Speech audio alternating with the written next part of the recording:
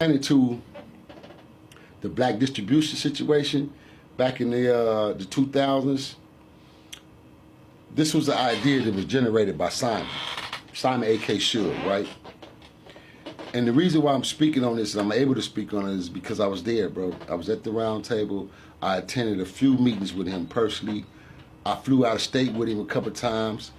And during this time, this is what Simon Suge had came up with this idea, bro. Like, you know, we need to cut out the middleman. We need to cut out these Jews, man, and cut them all the way out the mix to where we do our own distributing.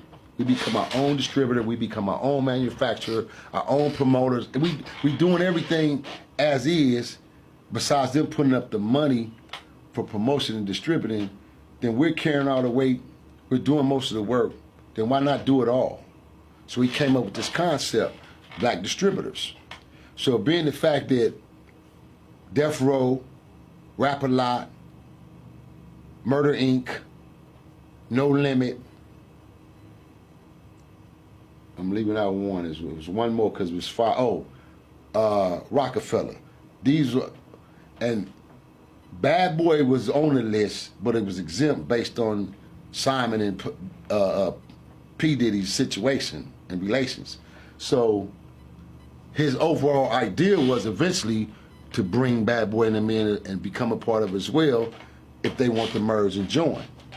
However, those main five that I just named, Simon came up with this concept, this idea, bro, we should become black distributors and bring all of these main CEOs together who's running these prominent companies right now that's independent, who's selling millions and millions of records. We all come together, brother, and distribute our own music and distribute and package our own shit. So Simon hosted a couple of meetings, and these meetings was underground. So let me ask you this: was everybody flying to L.A. for these meetings? 2 and 4th. 2 and 4, okay. 2 and 4th. He was L.A., some parts of New York, and down south to Houston. Okay. And so, but primarily here in L.A. But Simon was flying different places though, dealing with the CEOs of the matters. Okay. And so, when he came up with this concept, like I say, he introduced it to these individuals. So nobody really knew about it as far as the industry. So nobody knew about the black distribution situation he was setting up until we had a major hip-hop summit. We had a major summit that Steve Harvey and Nation of Islam had hosted and DJ Quick. And Simon showed up at the Simon. This was the last, matter of fact, the last hip-hop summit we had before we just had the recent one a couple of years ago in Universal with Snoop and them. But Simon turned the hip-hop summit out. You feel me? He showed up and with the Booyah Tribe and you know what I'm saying, a few of the Paru hitters showed up with them and turned the whole summit out. Niggas was in there shaking like a leaf, man. Shaking like a leaf when Simon hit the building, man. You can hear niggas, you can hear a motherfucking needle drop and hit the ground, right? So I'm sitting there waiting on these niggas to get there. Once they got there, Quick jumped up and ran and broke wide out his seat, and a couple other niggas, they broke wide. So I got up and sitting Quick in them seat. No, matter of fact, true story, true fact. Quick passed a note for somebody to read, and they passed it to me, and I passed it on down to the panel, and Steve Harvey was sitting right here, and Big Boy was sitting right here. So I took Quick's seat, because Quick and them got up and exited out the side door when Suge got in. So when Suge got there, Suge sit on the same side I'm on, it's Simon, me, Uncle Mike was sitting right here in the first chair, Uncle Mike Reception. Then you had Russell Simmons, wasn't in the building, but he had a seat that was supposed to have been there, but he wasn't there. Then you had Steve Harvey and Big Boy, right? So this was when he kind of publicized it and introduced it and started talking about it. And no sooner as after that summit. And what year was this? To be exact, I want give and take. I know because we just went into the millennium, which was 2000. I want to say give and take anywhere between 2001, 2002. Okay. Give and take. 2001, 2002, somewhere in that area. And when that took place at the summit, he went to New York. He came back, and I remember we was chilling one night. We was going to a function, and then he brought up the subject about Jay-Z. He started talking about Jay-Z. He talked about Dame, how solid Dame was. You know, Dame was a good businessman, and Dame on his shit, but he was concerned about the nigga Jay-Z. He's a faggot. He's a bitch. He's a faggot. That's all he kept saying. Like Jay-Z was talking about Jay-Z. Come to find out, you know, Jay-Z, Jigga was supposed to have been the one who blew the whistle on the whole ordeal. On the whole ordeal, the fact that they was having these underground secretive meetings. Hold on. So basically what you trying to say that... I ain't trying to say a motherfucker thing. I just said it, ninja. Fuck you mean what I'm trying to say? What's wrong with you goddamn interviewees? Nigga, I ain't trying to say shit. I said Jigga blew the whistle. He snitched. He told him he would have told them people, man. And all hell broke loose. And then from that point on, all 5 of them companies went down. 2 of them, the feds fell in and kicked in on them, which was Rap-A-Lot and Murder Inc. and Simon. They sent Simon ass back to jail on a violation. You feel me? Hit him with 2 violations back to back. Sent them back to jail on violation, got him out the way. This was during the time when the nigga left death row with Key Rock from rolling 60s. Nigga with tattoos all on his face. One of the only niggas that was out here in the city with tattoos on his face during that time. Key Rock, literally, this is a real crip, nigga. Nigga, I gangbang growing up with as a kid, nigga. Gangbang gets. Key Rock ran death row, nigga. Not no goddamn Reggie White. Key Rock ran that shit. Then Reggie White came along after the fact. But Key Rock literally ran death row once upon a time, man. And niggas was furious about that shit. Like, shit, you literally left the shit with Key Rock. So it was buck wild over there. So death row was sinking constantly. So it was never gonna be a point in time of death row being fixed until Simon decided to come up with this concept, change the whole name, change the whole entitlement, and he came up with Blackball Records. So that's when he called me, hired me to become the company's manager.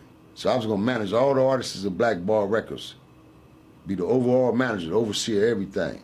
So he called me in, I became the manager, put me on payroll for management, and the lead actor for the reality show that we did called Unfinished Business, and the producer. So I produced the show, took all the camera crew and them all out in the streets, all the stuff you seen in South Central, Watts, LA, I did all that, feel me? And they blew the whistle on Simon, man, and told about the idea that he came up with about this black distribution concept. And so they took cats, like I say, they Rap-A-Lot, Murder Inc., No Limit ended up sinking. You feel me? After selling all those millions of records, Rockefeller went on to prosper. Notice, follow me what I'm saying. Out of all 5 of these companies, everybody took a L and got knocked down except Jigga. He went on to blossom and then ended up marrying one of the baddest chicks in the business. Let me ask you this, bro. What's the impact you think that distribution company could have made today? The all-black distribution company? Oh, What impact? When it come down to black music, black culture, hip-hop, we'd have been the shit. We'd have been the shit, bro. It'd have been a lot of rich young black entrepreneurs, bro. A lot of young black rich men, man. Straight up, bro. If that was allowed to happen and we was to be able to get that type of empowerment, it would give us achievements, bro, as black men. Because now we really are in control of something. We're not controlled by the masses, none of that. We can go into partnership with them now if we choose to, because it's a 50-50 equal. See, it's never a 50-50 equal. It's going to always be an 80-20, 70-30, or they're going to have their hand to where it's them then us. But for it to be us and them, as far as equal partners, that's power, man. And power that they were not willing to share and give us. Or they wouldn't have banned that shit like that. They wouldn't have destroyed it and tore it down like that. Well, they had to destroy. So did you know that all STDs were animal related? Not only that, they all originated in Europe. I mean, gonorrhea came from cattle. Syphilis came from cattle and sheep.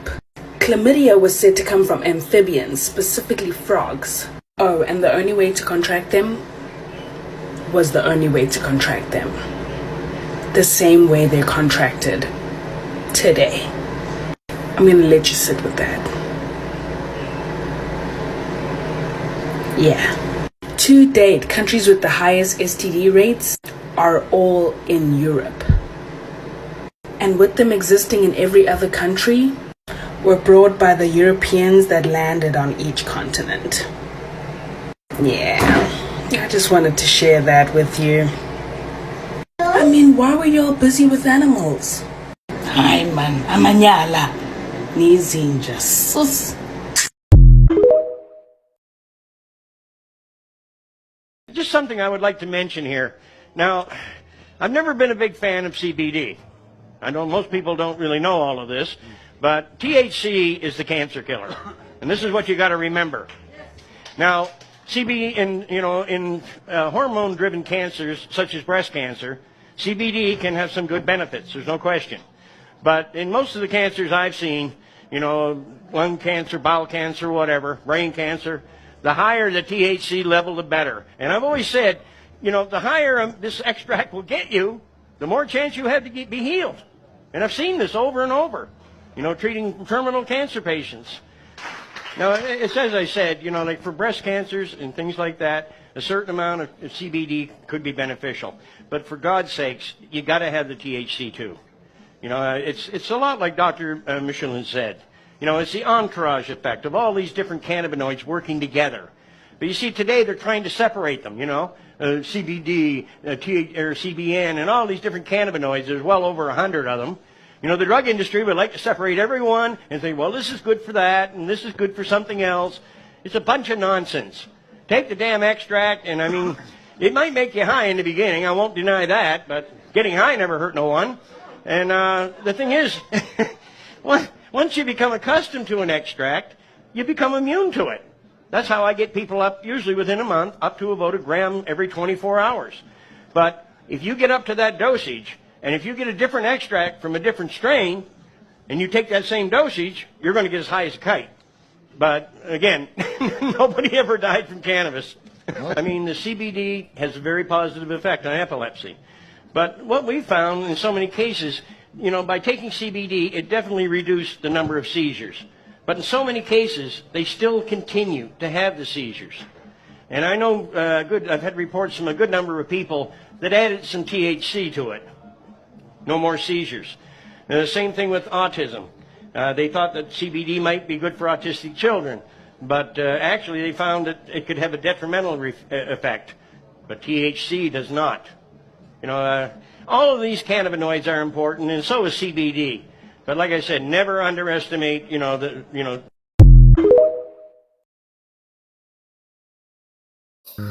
see, they was never going to tell us what happened. It was up to us to figure it out. Hernan Cortez came in 492 on the spaceship. You know how they always talk about how the Mayans just suddenly disappeared and how they don't know what happened to the Mayans, and that's because they just exterminated everybody and assumed the lands of the people. And the real Mayans, the Aztec Incans, you won't even see them. They call them Negritos, they way in the back. You know what I'm saying? But they colonized the whole land. These people are clones that came off the spaceship, man. It's not 1492. It's 492. They added 1,000 years to everything, man. So you got to change the dates. Man, when you look at King Arthur, it's 500 AD. It's the same time frame because they invaded all the lands at the same goddamn time. Wake up. What if I told you? What if I told you that everything is actually in reverse? That Yah's chosen people are the ones on earth who are living as cursed. That the first shall be the last, and the last shall be the first. And the American state and the American church can be institutions that can keep us in the dirt. Know your worth. What if I told you that he's the God of the oppressed? Sent his son down in the flesh just to deliver the sinner from his mess. What if I told you that Christ came for the prostitute, drug dealer, and slave? You know, the people they told us to keep away. What if I told you that Christ ain't a blonde-haired, blue-eyed, chilling while you're sinning kind of guy, passive on oppression, drenched in privilege for the white? It's the exact opposite. American Christian, open your eyes. Do not conform to the patterns of this world, but be transformed by the renewing of your mind. And you know what saddens me? The fact that the black community has been overlooked and pushed aside, and even lied to about their true identity. According to the Bible, genealogy, and history, the so-called African American are the true Hebrew Israelites. I hope you heard me clearly. Because this ain't a joke, this ain't no extremist movement. This is deep and we have no time for games. So what if I told you the truth? Would you call me insane? Let's see. To my brethren, all my black sisters and brothers, Isaiah said he leave our name from being called the chosen. That's why in this country we're only known as Negroes and coloreds, but we're Israelites. And the people in the power knew that the Bible is our true history, so they painted Jesus white and made laws that prevented us from knowing how to read. But nowadays, they just keep us hypnotized by the dopest beats, so you can't even see the tactics that are keeping you asleep.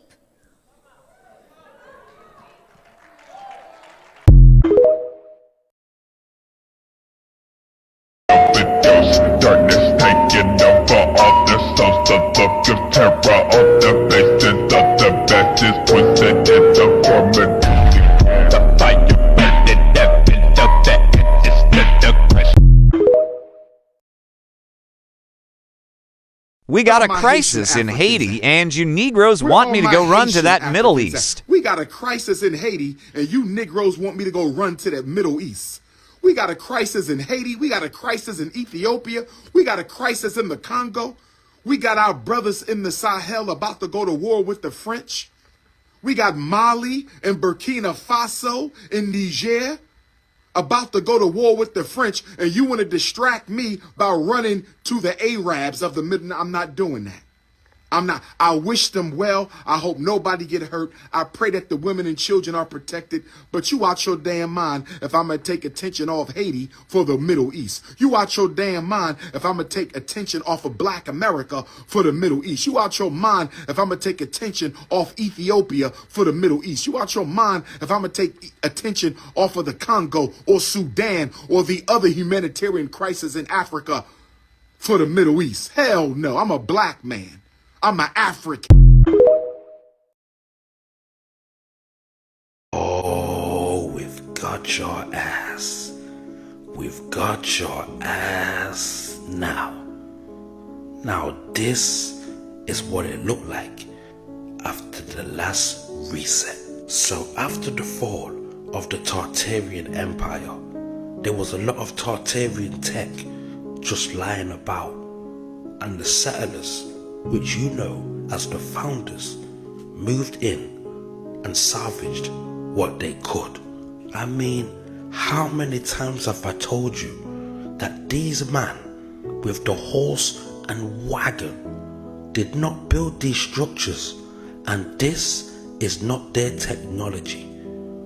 Are you trying to tell me that they would build train tracks, tram lines, and carts, but didn't know how to build an engine? Come on, brother. This is what it would look like in today's day and age.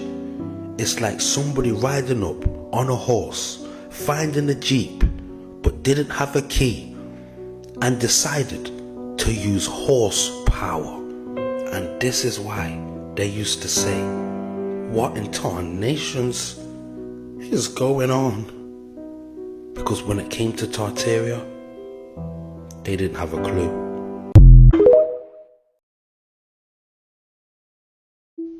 Let's watch this cartoon and let's use our third eye.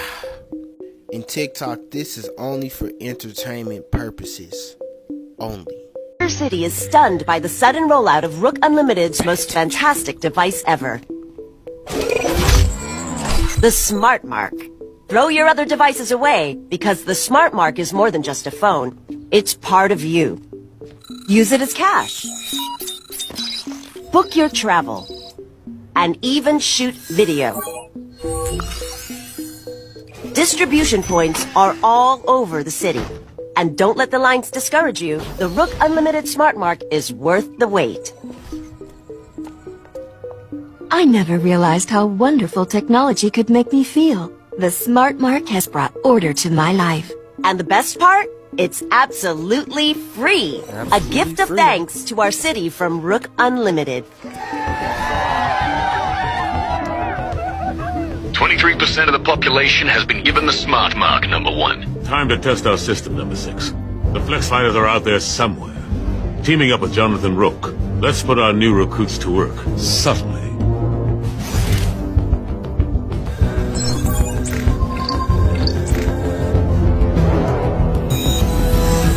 We should find the Flex Fighters.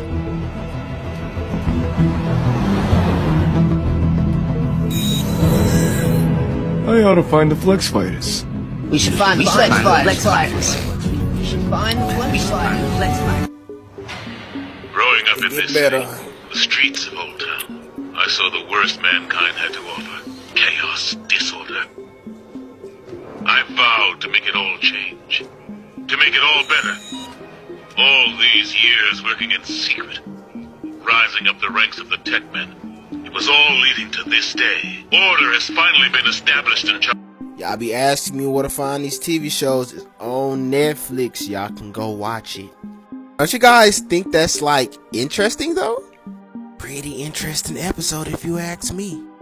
Let me know what y'all think about this cartoon and the Smart Mark in the comments. Like and follow for more wisdom and stay tuned. Follow me on YouTube. Pretty soon we finna start dropping some exclusive content. And TikTok, this for entertainment purposes only. So I'm sitting here stocking this shit. We gotta bring everything to the motherfucking diamond. We gotta make sure these is not showing. And while I'm sitting here doing this slave shit, right, it's just hitting me more and more that I just don't have the personality to work a job. It's not that I'm lazy. It's not that I don't want no money. I need some money. I don't care for it, but you need it in this world. That's how they made the world. But it's like, folk, this shit, man, like, I don't have the personality or the patience to do no job. No, like, I can't do it. I want to do something more interesting, bro. I don't know why, but since I was a kid, I just don't fucking like when people tell me what to do, because I don't fucking like telling other people what to do. I let motherfuckers do what the fuck they want to do because that's how you live your life, and that the same applies to me, but I just can't do this shit. I just don't feel right even telling another man the period. I don't feel right telling nobody else what to do. But this shit right here, like, man, like, they couldn't pay me enough. I don't give a fuck if this is $50 an hour. Like, this ain't some shit somebody should be doing for some years. Like, this ain't, like, who the fuck could do this for some years, bro? What the fuck is you doing with your money that got you stuck at a job for some years? Like, what is you doing? I ain't even got my first check from Walmart, and I'm already thinking about what I'm finna do with it so that I'm not finna be here for some years. I'm not finna be here for no years being a fucking hoe. I still don't judge nobody who got the discipline to maintain a job for a long time. That's okay. They successfully indoctrinated you. They want a world of workers, not thinkers, so you just fit in the agenda. So I ain't judging you. Shit, you part of the master plan. But for people like me, it's like, damn, we be stuck in a rock and a hard place. And then for the people that can keep a job, they just look at us like we ain't shit. But it's like, why do you want to keep your job? Like, the Rothschild successfully made you a worker and you think you superior because you keeping a rat race ass job. That shit crazy to me. Like, I don't like wearing my uniform. I don't put on my monkey suit. I don't wear my tag. I don't wear my vest. None of that shit, because I don't like, no, bro. I'm not putting on the uniform of a hoe for no job. I never wear the uniform to, like, none of my jobs. I always be out of uniform. Nobody wearing no monkey suit. I'm the opposite of people. I don't even like motherfuckers to know I got a job. If you think I'm a broke bum, that's your motherfucking problem. Shit, I don't give a fuck. I know what I am at the end of the day. I know who I am at the end of the day. You want to know. But yeah, we're gonna see how long this shit lasts.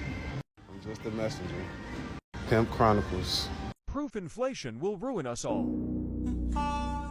I went to Target yesterday and bought 2 bottles of hair product, a bottle of shampoo, a box of trash bags, and 1 Halloween decoration.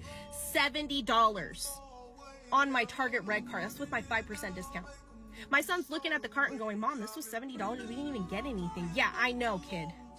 And he doesn't even remember a time when you could get a 2-bedroom apartment in a decent area of town for $600 a month. Now a 1-bedroom apartment in a mediocre part of town is $2,000 a month. Gas is $5.49 a gallon. It cost me $65 to fill up my tank. Before COVID, my grocery bill per month was $350. Now it's $600 a month, and I buy the exact same amount of groceries. This shit is out of control. What does the bourgeoisie think that the outcome of this is going to be? They cannot possibly believe that extracting every last dime out of the working class by inflating all of the prices and paying us poverty wages is a sustainable economic model. And the thing is that I could be mad at the bourgeoisie all day long, but they are doing exactly what is expected. They are greedy sociopaths. This is what they do. I am more mad at Americans because instead of uniting against this common enemy who is robbing us blind, we are fighting over whether or not drag queens can read books to children. At what point are we going to stop taking this shit lying down, put our foots down, and say, fuck this, and not allow it anymore? We cannot even afford to live in this country. We can't even afford to die in this country. The Republican Party is bought and paid for by the same greedy sociopaths who are robbing you, me, and our families blind every day. They are manipulating you into believing that they are going to save you from the problems that they created in your life. They have not walked a single inch in your working class shoes. They have no idea the struggle that you and I go through every day in this economy just to feed our families and keep them safe. They are gaslighting you into believing that I am your enemy so that you're distracted while they continue to do their dirt behind your back because they know that if you knew what they were doing, you wouldn't vote for them anymore. Why are you listening to them? The Democratic Party, with the exception of a very small few, is filled with weak and spineless politicians who placate to everyone just so that they can get reelected because they want to maintain some semblance of power in Congress. Why are you placing all of your faith and hope in this party to save us? Your religious leaders are funded by the same corporate sponsors who have bought your politicians, and they are weaponizing your faith against you so that you are distracted by a made-up enemy, your gay neighbor or your liberal coworker, so that you are not paying attention to the extreme financial crimes that they are committing against all of us right under your nose. In the richest country in the world, 500,000 people are homeless when there are more than enough homes to house them, and millions of children are hungry or food insecure, having their one free meal taken away from them at school. 10-year-olds are being forced to bear the child of their rapist. People are rationing their insulin and dying because they cannot afford health care. The water's polluted, the air is polluted, the soil is devoid of nutrients because we have oversaturated it in pesticides. We're not going to be able to grow our own food in the coming decades. The planet is literally dying. And they are putting hotels up in space and telling you that they can't afford to pay you a living wage, and you are believing them. This period is going to go down in the history books as one of the most epic failures that America ever allowed to happen. Future generations are going to study this time in history and ask themselves, why did they not do anything? How could they not see? And if you're sitting behind your phone right now and thinking to yourself, it's not me, it's those goddamn weirdo trans kids, then you are the people that they will be talking about. Wake the fuck up. So, I'm just at the airport, right? And I zoom in. What the fuck? 2 moons in the sky? Huh?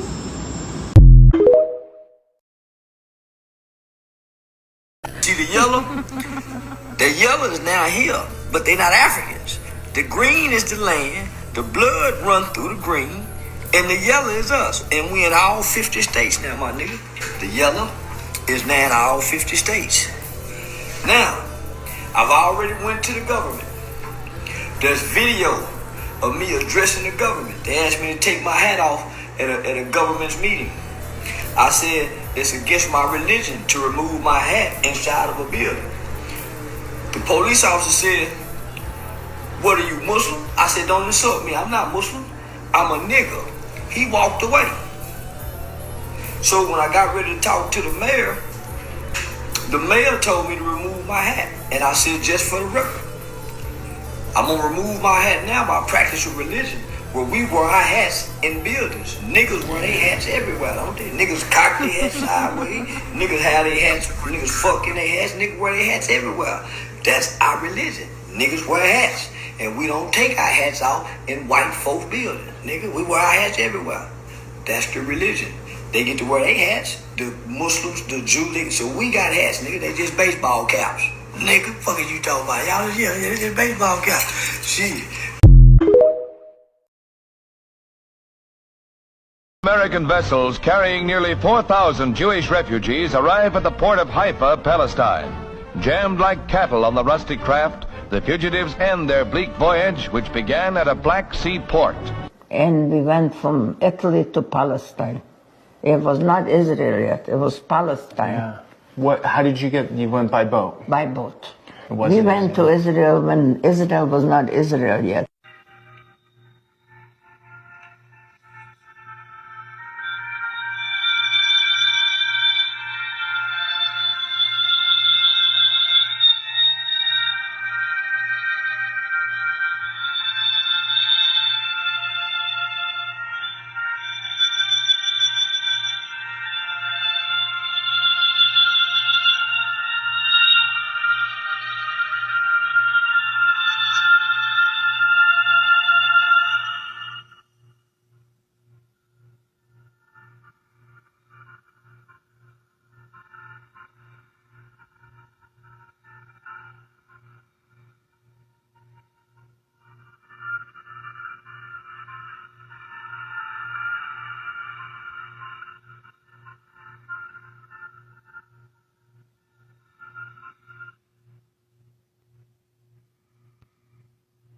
Bible, but I always told you it's a lot of truth in the Bible as well. And if you don't have your third eye open, I would not recommend reading the Bible because it's going to confuse you. But if your third eye is open, then you're able to read the Bible and decode it for what it really is. So you have the 12 tribes of Israel that is running this world. These are the individuals that are working hand in hand with the reptilian race and the Pleiadian race. The Pleiadians, the reptilians, and the humans are all pushing the physical agenda of Zeus, a.k.a. Satan. Zeus' cosmic name is Lord Zeus. So this is where the term the Lord comes from, okay? Lord Zeus. This was hot to mom. This is why he used the name Jesus in the over the Bible, phone. to worship him. The true story was about a prophet, a black god named Yahweh, but they renamed him Jesus, which is another name for Zeus. Satan as well. So this is how Satan gets you to worship him under all these different names. Okay, so he had children, right? These children were considered his tribes because these are the individuals that came to the planet and took over the planet. These are the individuals that invaded our planet. They entered our planet through portals in the Caucasus Mountain, raided us. We taught them everything they know. They used it, turned around and enslaved us. They now run our world. Now pushing the satanic agenda of their Lord, their God, Zeus, Lord Zeus, a.k.a. Satan. That is their God. Okay? When you hear the term in the Bible that God is a jealous God, they are referring to Zeus. Alright? Anytime they refer to the Lord in the Bible, they are referring to Zeus, the fallen God. Because we are gods, but Zeus is our brother that chose to step outside of himself and wage war against us because he wants to create a species out of jealousy to destroy his brothers and sisters. This is what has been embedded in the human race.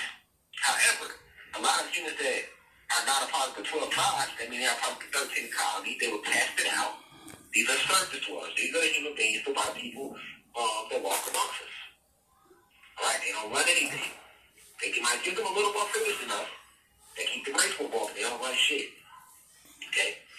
The reason I'm diving into this is because you have to understand what is truly going on between Israel and who Israel is, who what does Israel represent. They want to show you Hamas as the bad guys. But one thing you better learn, this is like X-Men, right? They made Magneto, right? And all of them were like the bad guys. Child. They was never the bad guys in X-Men. What was Magneto and them trying to do? They weren't trying to fuck with the humans. They were trying to destroy the humans. But why? Because the humans were trying to destroy the mutants. They were trying to change them. They were trying to find a cure for them.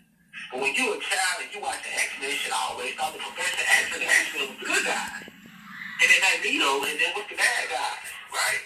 Magneto, Mystique, and all of them. But when you, with your third eye open, you go back to look at X-Men, you like, hold on, shit. Hold on, Magneto, they go some real life revolutionary shit, like, hold on. They never had no issue with the humans, so the humans started trying to destroy them. So technically, Professor X was some house Negro shit, house nigga. Well, let's protect the humans. And they going to war with the other mutants, trying to protect the humans. And the only reason Magneto was going to war with the humans was because they were trying to destroy the mutants, right? They did the same thing in Transformers. They make the Decepticons look like the bad guys. When the Autobots the bad guys, the Autobots was the house niggas. The Autobots was trying to, they teamed up with the humans and Transformers to try to stop the Decepticons from destroying the humans, eradicating the humans. But why was the Decepticons, which is Megatron, why were they trying to destroy the humans? Because they took over their planet. So now the Autobots end up fighting against the Decepticons. So technically, the Autobots were the bad guys. Alright? So why am I bringing up these Hollywood analogies? I'm just like, cause man, you're losing me. Or the media will always show you the bad guys being the good guys, and they're going to take the good guys and the bad guys. So what do we see right now? Hamas is a terrorist group. Hamas sent this terrorist attack on Israel, right? But they're not telling you who Hamas is, and they're not telling you who Israel is. They're not showing you literally none of the shit that Israel has done to Hamas. They've been over there oppressing these people, killing these people, enslaving these people, including the Palestinians, since they got here, right? They're not showing you that. Hamas, the leader of Hamas clearly said it was a mob attack that took place as well that led to them retaliating against Israel like this. Now, they just stepped all over that narrative. They just want to show you on every channel, all over social media. You can't run from the shit everywhere, right? That's when you know it's propaganda, because it's going to be everywhere. All right? That's when you know they behind it. They done drop marketing dollars behind this shit. You see what I'm saying? To promote this narrative that Hamas is this terrorist group and they are these bad guys. But technically, Hamas is backed by Israel. By Iran. Okay? So you have to understand, Israel, okay, you have the Vatican. The Vatican, which is in Italy. Italy, Great Britain, the United States of America, Israel, all of these France, all of these countries are literally the part of the original 12 tribes that are the children of Satan. Okay? So these countries are actually, or these nations are actually part of the original 12 tribes of Israel. These are the true Israelites. Right? Israel, along with the Vatican has all of our information. All of the books that was destroyed in the Library of Alexander, all these books that we had, that we wrote when we was teaching them everything that they know, the Vatican had our guarding all these books under the Vatican City. But Israel is guarding the ancient technology that we have, that we showed them when they put the Moors under spells. Israel has always guarded the technology. Israel has always been the most powerful of the tribes. Where's the technology hidden? It's hidden under the Gaza Strip. Where's the war taking place right now? On the Gaza Strip. Right? Now, Israel, where does the name come from? Remember in the Bible, Jacob. Jacob is another name for Yaqub, which is another one of Lord Zeus's many names. He has the name of Jacob as well in the Bible. But technically, it was Yaqub, because there was no J's when the Hebrew text was written. The prophet Bobby Hemmett mentioned this years ago about the Hebrew text and how there was no J's. It was just Y's. So when you remove the J, Jacob turns into, it becomes Yaqub. Facts. Yaqub is another word for Zeus, a.k.a. Satan, the scientist who created the race to destroy his own people. Right? So, Jacob, right, is technically Yaqub. Now, if you understand that, you can read Jacob's story from a different perspective. Okay? So,